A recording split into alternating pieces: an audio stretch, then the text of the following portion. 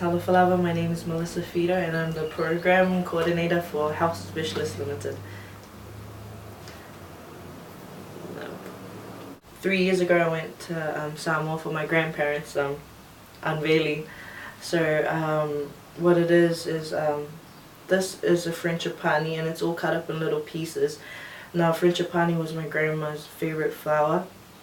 Her garden was filled with it, and why it's in little pieces is because ever since I've been young, these are all the little seeds that she's planted into me, like seeds of love, seeds of patience, wisdom, and all of that, and I carry it with me. And then around here is just cultural symbolism, and that's my grandfather, really strong in the Samoan culture, strong in language, not only that but in the way you do things. And I put it on my right hand because it's my writing hand and that's my working hand. So this is my grandparents who brought me up when I was young. So this is them. I carry them with me everywhere. What I love about my job is that you wake up in the morning and it's something worth coming to. It's not actually a job, you know, it's something that you wake up and you want to do it, and that's the best part of it. And not only that is I'm helping people of the Pacific, and ever since I was young I really wanted to go out there and do something meaningful, and I think what I do today is really meaningful. And I don't do it just for my culture, Samoan, but I do it for 5 other countries, and I want to do it for the rest of the Pacific, so who knows. A couple of months ago I was going to Samoa to visit some family, and when I landed I turned on my cell phone and straight away I get a call from my boss saying that a plane got diverted. One of our patients that was supposed to come from Kiribati to go to Fiji had some complications on the plane, and she had to stop in Samoa, and I was there. All I was told was find a Kiribati woman in the Samoan hospital, and that was it. So I went to the hospital. It was easy to track her down because, you know, not many Kiribati patients in a Samoan hospital. So tracked her down. We got a translator. They tracked down a student studying at the university nearby, and she translated for me. We told the patient, you know, don't worry, everything was going to be fine. We'll look after your bills, your treatment, and you're in good hands.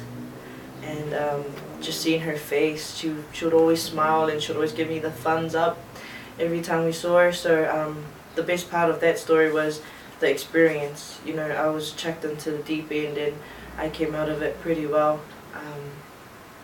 This woman, I got to help her. She knew nothing, you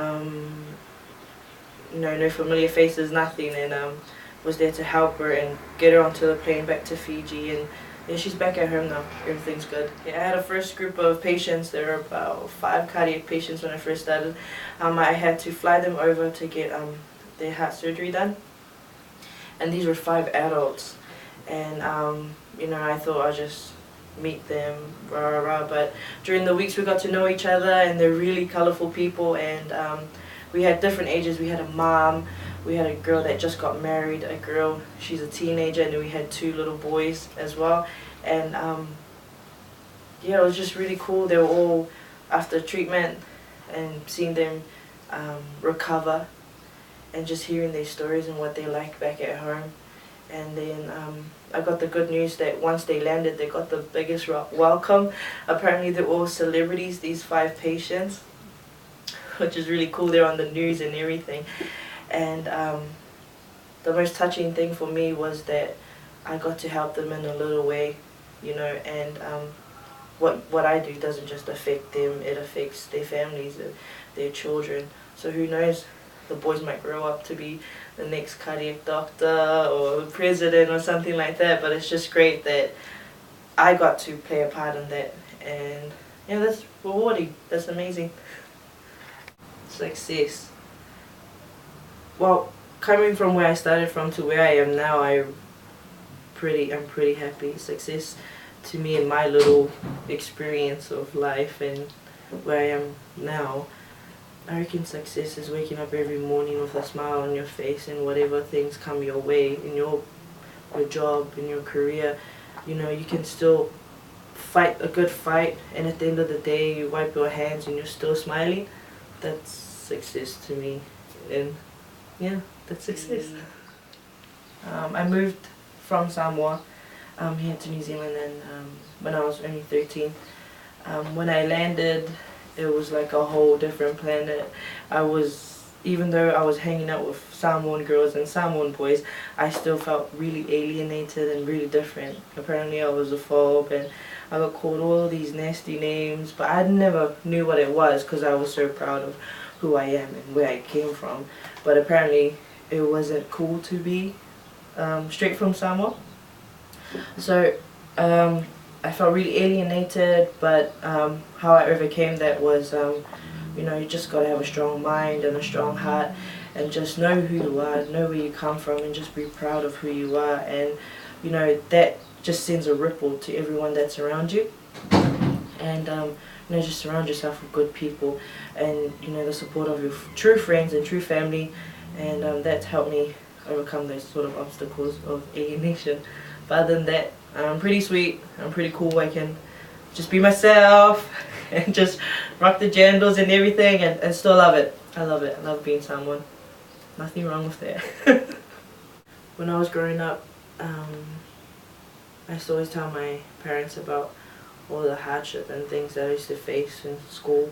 Alienation, getting called all these silly names and things like that.